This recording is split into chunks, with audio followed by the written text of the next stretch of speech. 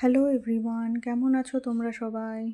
এই লঙ্কাটা দিয়ে আজকে মাটন বানাবো। এটা আমাদের আসামের অনেক ফেমাস একটা লঙ্কা।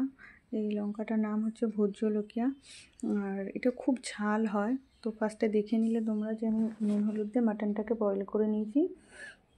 তারপরে আমি একটা মশলা রেডি করেছি, ওর মধ্যে আদা রসুন জিরে ধনে আর মৌরি ছিল, আর লঙ্কার গুঁড়ো ছিল একটু, আর হলুদ গুঁড়ো আর টক দই দিয়ে ফেটিয়ে রেখেছিলাম। তারপরে আমি তেলে আলুগুলোকে ভালো করে লাল করে ভেজে নিয়েছিলাম। ওই তেলেই তারপরে জিরে তেজপাতা শুকনো লঙ্কা ফোড়ন দিয়েছি, দিয়ে পেঁয়াজটাকে ভালো করে ভেজে নিয়েছিলাম। একটু নরম হয়ে আসলে ওই যে মশলাটা আগের থেকে রেডি করে রেখেছিলাম ওটা দিয়েছি, দিয়ে মশলাটাকে কষিয়ে নিয়েছিলাম একটু ভালো করে। তারপরে মাটনটা দিয়েছিলাম, বয়েল হয়ে যাওয়া মাটনটা। তারপর মাটনটা খুব ভালো করে কষিয়ে নিয়ে যখন একদম মাটনটা কষানো হয়ে গেছে, লাস্টে আমি এই লঙ্কাটার থেকে একটু কেটে দিয়েছিলাম, কারণ এটা খুব ঝাল হয়, পুরোটা দিলে খেতে পারা যাবে না।